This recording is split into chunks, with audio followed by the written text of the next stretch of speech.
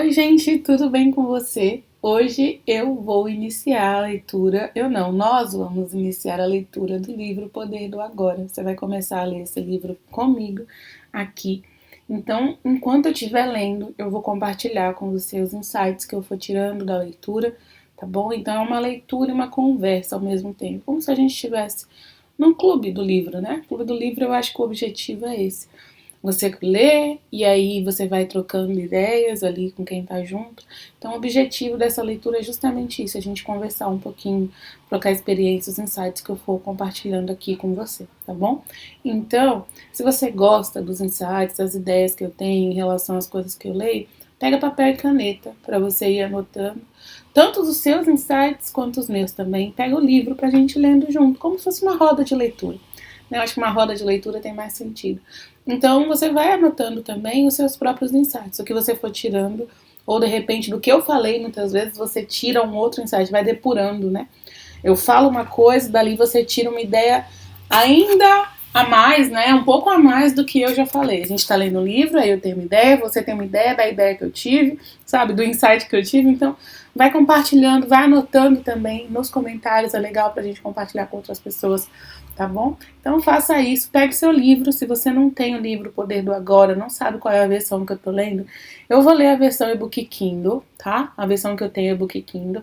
Eu tenho o Poder do Agora na prática, no formato físico, mas no livro oficial mesmo só tem no e-book Kindle. Então eu vou deixar aqui embaixo para você o link de qual é o livro que eu tenho e a versão física dele também, tá? Na mesma edição, tudo certinho, porque às vezes vocês querem saber qual é o livro que eu tô lendo, mas o meu e-book, muitas vezes tem gente que não gosta de ler no e-book, não tem Kindle, vai ficar aqui embaixo também. Vai ficar aqui embaixo também qual a versão do Kindle que eu tenho, se vocês quiserem saber, tá? Qual a versão, tá tudo certinho aí embaixo. Na verdade, a minha versão do Kindle não existe mais, só avisando.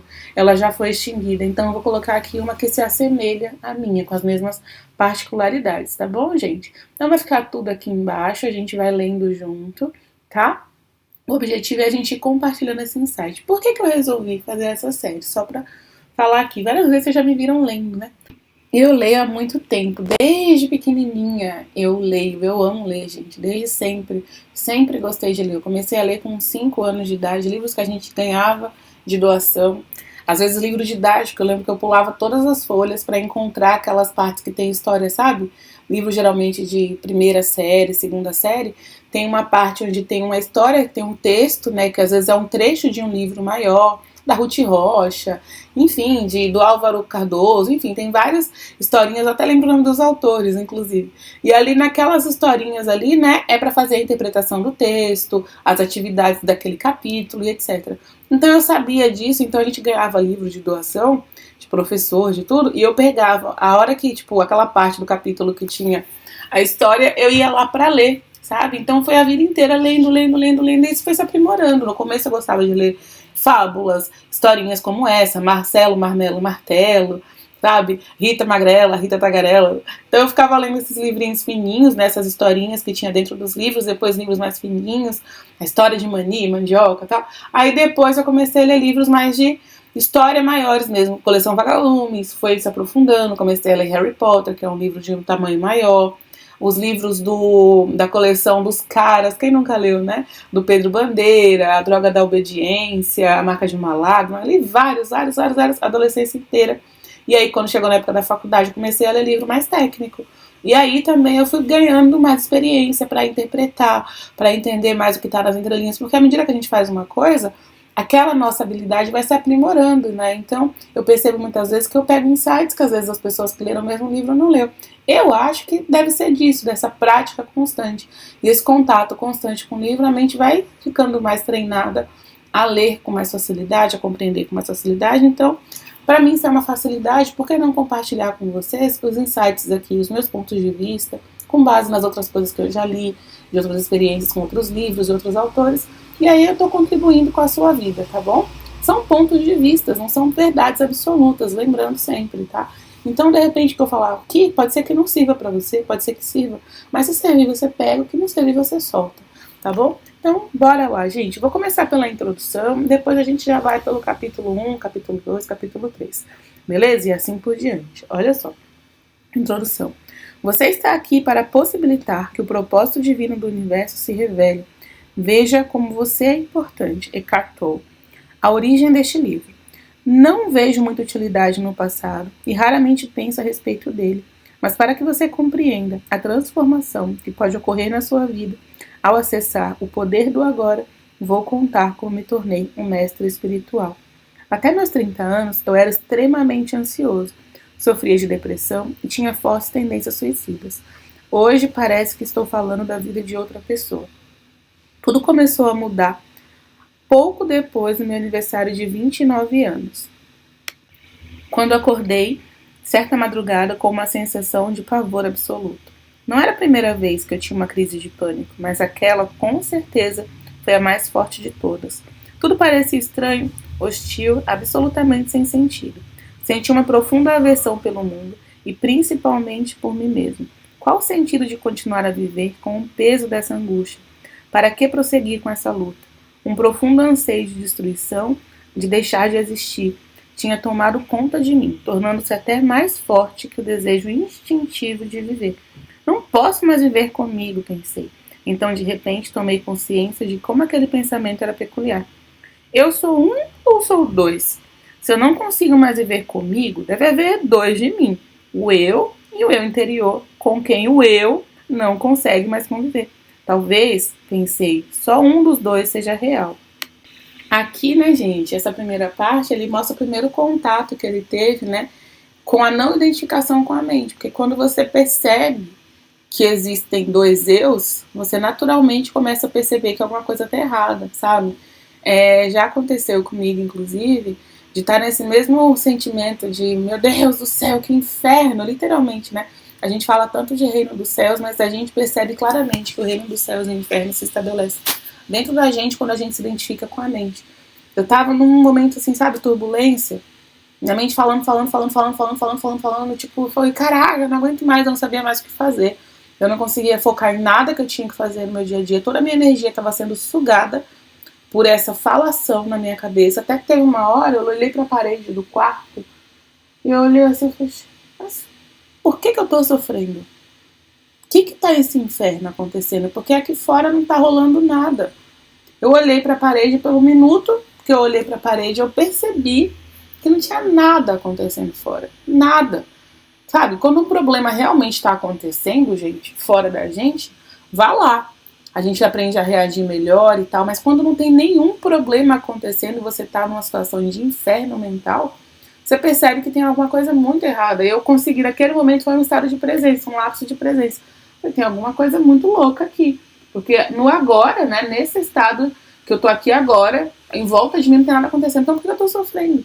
Aí quando bem que eu falei isso, eu tipo, foi minha mente que tá fazendo esse inferno. E aí eu simplesmente ouvi uma voz, né, na minha cabeça falar, tipo, deixa ela se expressar, mas observa. Sabe? Ali é o ser, né? É a hora que o ser realmente desperta, a gente vai falar mais sobre isso, mas já eu gosto de fazer comentários, porque o meu objetivo é justamente esse. Então, eu ouvi, eu falei, caraca, deixa ela se expressar. Aí toda a dor, toda coisa que tinha que se expressar, isso tá muito baseado no método Sedona, né? De liberação. Isso também é falado no livro da Rhonda Byrne, O Maior Segredo, tá? O nome do livro é O Maior Segredo, da Rhonda Byrne. A mesma autora do livro O Segredo, mas não é o segredo, é o maior segredo. Então ela fala, né, que você precisa acolher esse sentimento negativo, mas não se identificar com ele. Nesse momento eu deixei tudo passar. Tudo passar através de mim, não me identificando com ele. Gente, passou. Quando passou, primeiro eu deixei, porque a gente evita, né? Não vou deixar, não sei o que, só que você vai deixando, você vai segurando. Você se segura naquilo, resiste aquilo e perdura. Aí nesse momento eu deixei. Quando eu entendi que não tinha nada fora acontecendo, que tinha um negócio aqui dentro, uma vozinha falando, e era ela que estava causando o caos, eu deixei ela se expressar completamente observando. Sabe quando tem uma bagunça?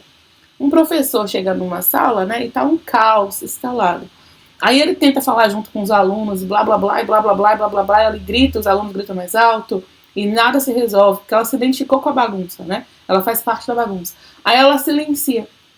Pelo fato dela silenciar, parece que todo mundo para e olha pra ela, sabe? E a bagunça acaba. Isso. Aí quando eu parei, a voz parou e eu comecei a ouvir bem baixinho. tipo um ruidinho assim, o problema é que é isso, o problema é que é aquilo, o problema é que é cá, o problema é que é lá. Eu cheguei a rir, porque tipo, eu falei, caraca, quem é que tu acha que tá criando problema, sabe? Naquele momento eu vi que tinha uma vozinha na minha cabeça falando de um monte de coisa, só que aquela vozinha não era eu. E essa vozinha acredita que tem um monte de problema.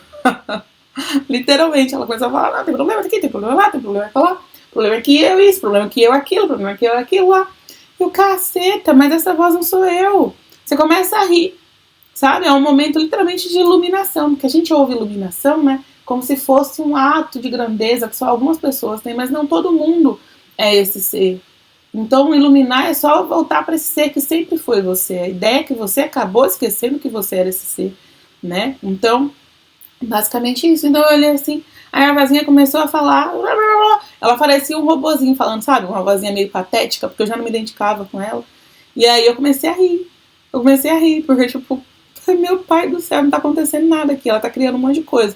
Lá na frente, no passado, no futuro, em todos os lugares, menos agora. E agora nada tá rolando. Tá tipo um rio tranquilo aqui, aqui dentro de mim tinha uma tempestade. E aí quando eu dei espaço, ela passou. Até um exercício, né? A gente vai falar de exercícios aqui, mas o meu objetivo, como eu disse, não é só ler o livro, mas compartilhar as coisas que eu sei, etc, né? Que fazem sentido, é você às vezes deixar. Só que não é deixar e se identificar com ela, é observar mesmo. E aí você vai perceber que aquele turbilhão passa através de você, ela perde a força, porque o que estava dando força era a sua atenção, sua energia vital que você estava dando para essa voz, acreditando que ela era você. Tá, então vamos continuar aqui, gente. Fiquei atordoado com essa estranha dedução que a minha mente parou. Eu estava plenamente consciente, mas não tinha mais pensamentos. Fui arrastado para dentro do que parecia um vórtice de energia. No início foi um movimento lento, mas depois acelerou. Fui tomado de um pavor intenso e meu corpo começou a tremer. Ouvi a palavra não resista, como se viessem de dentro do meu peito. Eu estava sendo sugado para dentro de um vácuo que parecia estar dentro de mim e não do lado de fora. De repente perdi o medo e me deixei levar. Não me lembro de nada do que aconteceu depois. Só mais um comentário, né? Essa questão do vácuo, eu já vi muita gente, até aqui no canal, comentando. Aline, quando eu vou meditar, tem uma hora que parece que eu vou meio que sucumbir, né? Essa sensação desse vácuo realmente, né? Tipo, parece que vai te sugar pra dentro. Eu acho que do que ele tá falando é mais ou menos isso. Eu já tive essa sensação. E geralmente a gente resiste mesmo, porque quando você deixa esse vácuo, né, meio que te sugar, o que eu percebo comigo, é que os problemas desaparecem, a identificação com eu desaparece. Então a resistência, na verdade, a gente tem medo, né? Tem gente que acha, não, mas eu achei que tem uma seguidora uma vez numa live, falou, eu achei que eu ia morrer. Na verdade, a ideia do que vai morrer é o ego, né? Porque quando não existe a identificação com ele, ele para de existir. O parar de existir para ele é morrer. Mas como existe o ser acima do ego, não é o ser, não é o ego que te mantém vivo, mas o ser. Então você acredita que se você parar de se identificar com o ego, você morre, entende? E aí ela falava, né, que vem uma sensação assim, literalmente eu entendo, é como se quando você medita por muito tempo, às vezes mais de 20 minutos, geralmente você sente esse puxão assim de energia e uma sensação de que tipo você vai como se fosse caindo num buraco, mas literalmente não é para fora, né? Que é o que chama às vezes na ciência de invarginás, é entrar no sentido de fluir para dentro, né? Então você flui para dentro, você sente essa sensação realmente como se tivesse algo te puxando, sabe? Um funil te puxando assim. Só que quando você deixa aí, às vezes com a música pode te ajudar a não resistir e tal, focando mais na respiração, você percebe que uma paz se instala, tipo, uma paz literalmente se instala e você sente tudo, você sente seu corpo formigar, você sente todo envolto, mas você não reage a esse envolto da mesma forma. É maravilhoso. Mas geralmente eu sinto um medinho, sabe? Tem essa ideia do medo mesmo. Nem sempre isso acontece. Eu não sei se é a mesma sensação do autor, né? Mas na meditação já experimentei quando eu faço meditações mais longas e com mais frequência e com mais constância. Mais frequência, eu quero dizer, várias vezes ao dia, mais longas e com um período mais, tipo, sei lá, tô alguns dias já meditando várias vezes ao dia. Então isso ajuda muitas vezes a você sentir essa desconexão com a mente. Mas a gente tem tanto medo de se desconectar com a mente, que a gente acha que nós somos a mente, que se eu me desconectar com ela, eu morro, por isso que tem essa resistência, tá? E aí, ele continua, né? Eu estava sendo sugado para dentro de um vácuo que parecia que estar dentro de mim, não fora, essa parte de ali. De repente perdi o medo e me deixei levar. Não me lembro de nada do que aconteceu depois. No dia seguinte, fui acordado por um pássaro cantando no jardim. Nunca tinha ouvido um som tão maravilhoso antes. Meu quarto estava iluminado pelos primeiros raios de sol da manhã. Sem pensar em nada, eu soube que existem muito mais coisas para vir à luz do que nós percebemos. Aquela luminosidade suave que atravessava as cortinas de janela do meu quarto era o próprio amor. Meus olhos se encheram de lágrimas e eu percebi que nunca tinha reparado na beleza das pequenas coisas, no milagre da vida. Era como se estivesse acabado de nascer de novo. A sensação que Cris descreve é a sensação da presença, né? Quando a gente está presente, a gente sente tudo com muito mais intensidade. Às vezes é até um pouco atordoante, que a gente fica tanto tempo anestesiado, acreditando que está no presente, que quando a gente realmente está no presente, parece que tudo é muito mais intenso. As cores das coisas, você ouve o barulho da água descendo na sua garganta, deglutindo. Você sente a cor de um objeto com mais intensidade, o barulho do som do pássaro, porque eu sei se expressando. Isso me lembra um pouquinho daquele filme Lucy, gente. Quem já viu? Né? A expansão da consciência. Ela vai usando porcentagens maiores do cérebro dela, né? Usar porcentagens maiores do cérebro, expandir a consciência para um nível maior. E chega um momento que ela sente tudo, que ela lembra coisas, tipo, de quando ela nasceu, o gosto do leite materno da mãe dela. Todo aquele filme é óbvio, né? Que é toda tem várias coisas ali, falando que foi uma droga que ela utilizou e tal.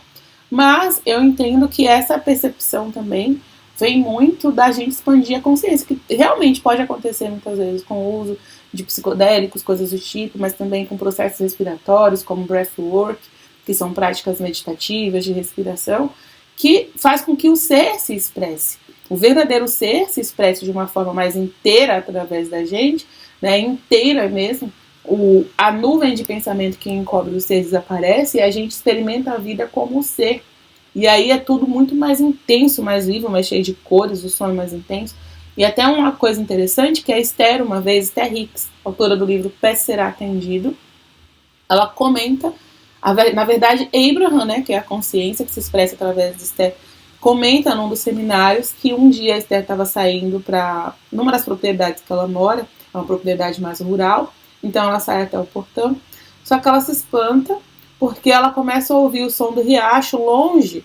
O riacho não está perto dela, mas ela ouve o som do riacho, ela ouve o som dos pássaros com muita intensidade.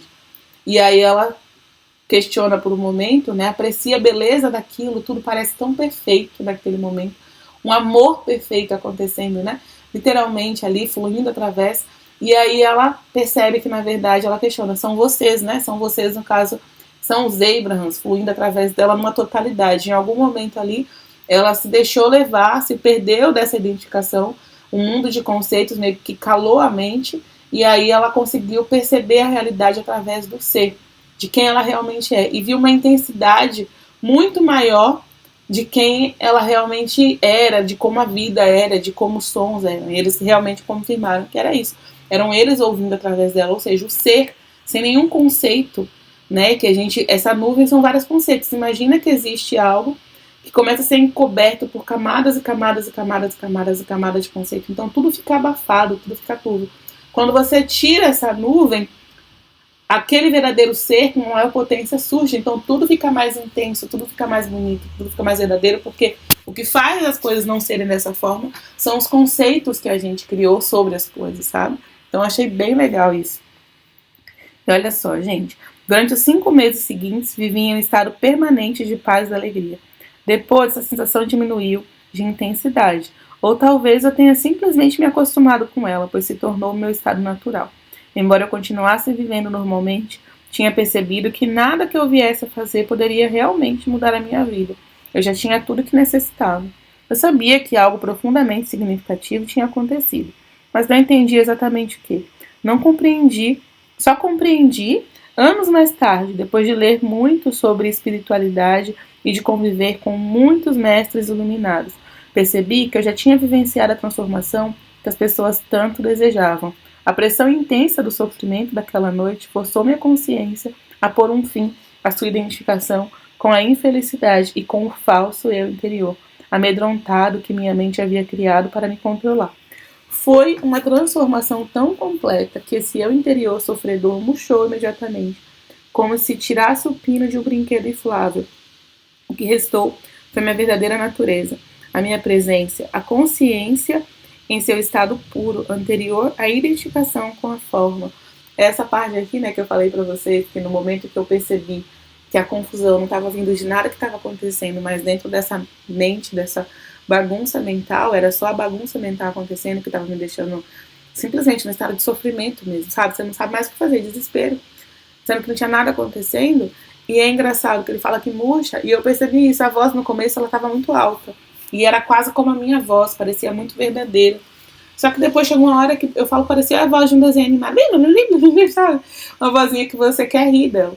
Porque, tipo, chegou uma hora que sumiu, sabe? Então, eu entendo, né, que dessa forma, muitas vezes a gente se identifica tanto com essa voz, que ela parece tão verdadeira, que ela se torna muito alta, né?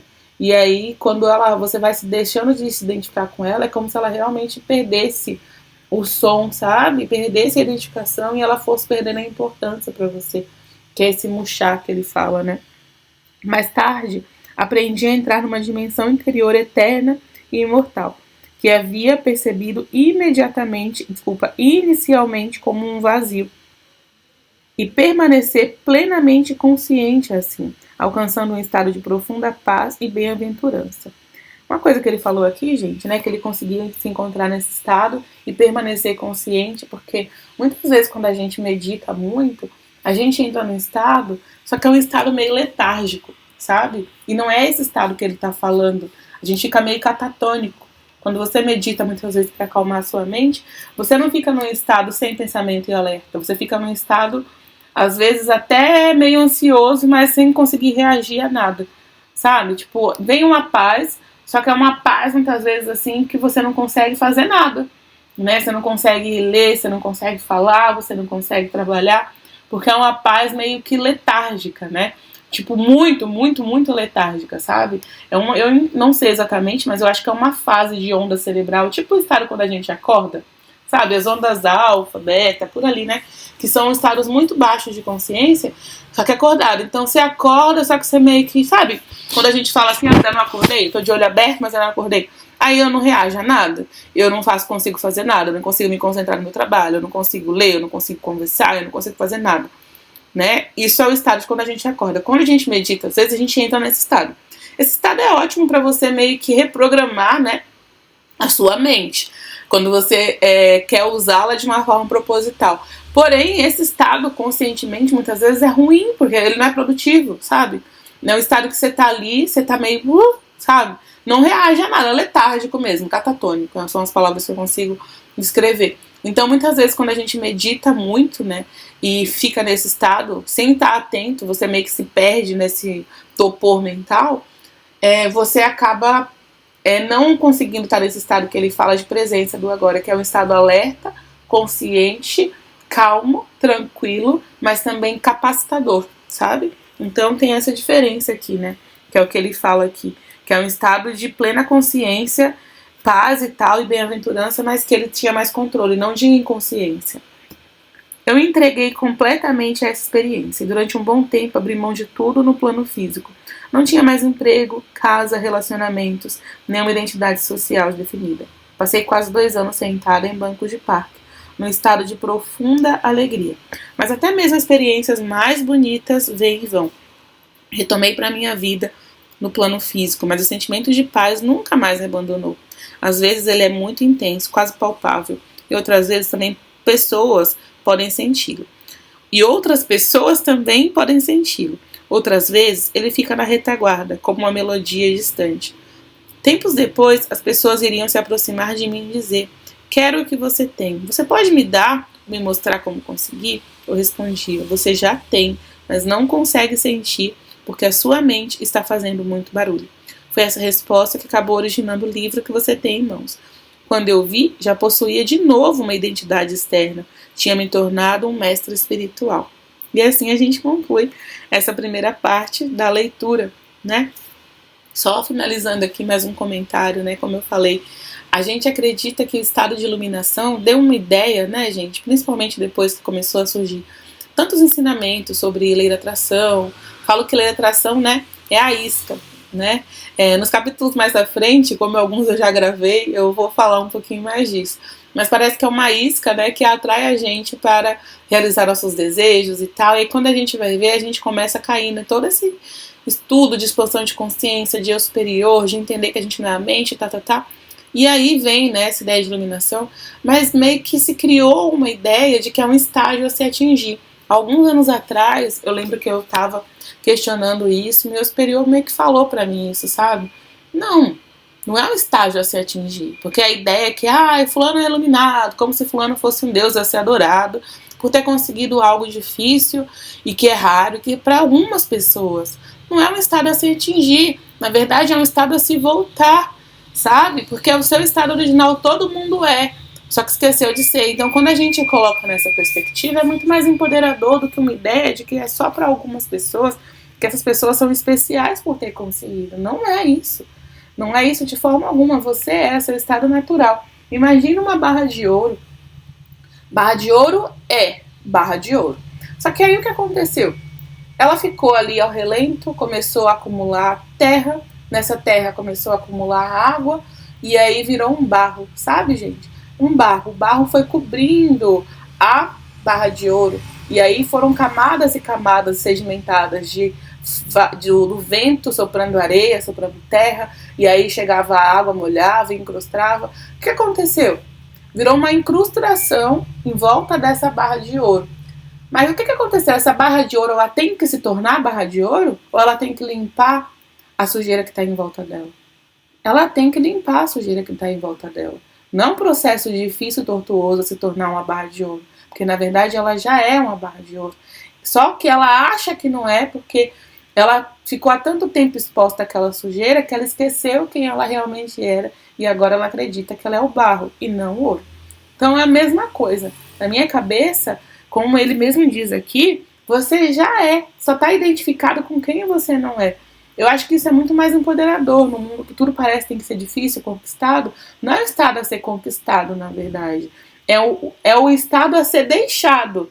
É uma roupa que você deixa para trás, que é essa ideia de quem você não é, para que você volte para o seu estado natural. Então não é um dom que algumas pessoas têm, não é uma montanha, né? Quando eu penso em iluminar, eu penso na ideia de ascender. Ascender, não acender como acende uma vela, mas de ascender, de ascensão, do nível maior, de subir uma montanha, né? Como se diz até no livro de Mirdá. Então, quando subiu a montanha, quando a gente fala de subir a montanha, eu falo num processo difícil, doloroso, que algumas pessoas são capazes de subir, né? A ideia que foi criada como iluminação, para mim sempre lembra isso.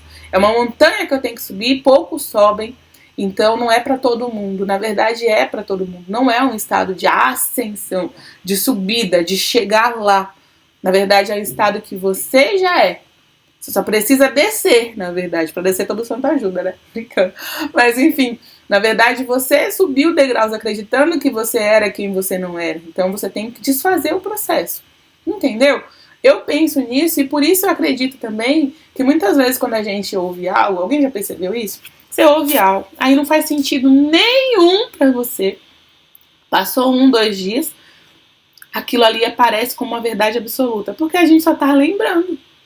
Não é nada novo, até os Abrahams falam isso. Você não está, não estou te contando nada novo. No começo de Peça Ser Atendida, eles falam isso. Eu estou te relembrando quem você verdadeiramente é. Porque, na verdade, dentro de você, você já sabe. É como se você tivesse esquecido, sabe? E aí tem tanta informação por cima, que foi literalmente conceitos por cima. Ah, eu sou Aline, eu tenho tal idade, eu nasci em tal lugar, eu sou brasileira, eu sou filho de fulano. Esse montaréu de conceitos, eu sou negra, eu sou aquilo, eu sou mulher, tudo isso. São conceitos que encobrem o verdadeiro eu. Mas embaixo desses conceitos tem o eu. Então, a iluminação, né, como o Eckhart Tolle coloca aqui, eu concordo plenamente, é esse estado de lembrar o eu, o verdadeiro eu. E não esse conjunto de conceitos que eu acredito que eu sou. Entende? E aí eu acho muito mais empoderador do que a gente começar a leitura e o estudo e a prática com a ideia de que é um negócio, é um estado a ser alcançado. Não, eu já sou, só esqueci.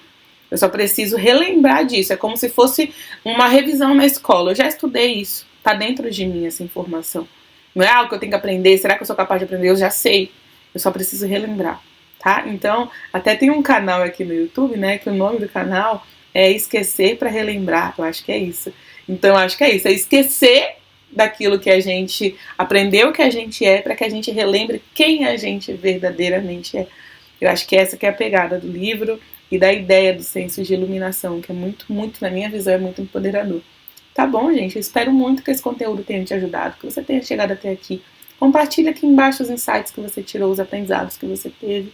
E a gente se vê na próxima leitura. Compartilha com outras pessoas também, né? Que você acha que vale a pena ouvir aqui esse podcast. Um beijo pra você. Tchau, tchau.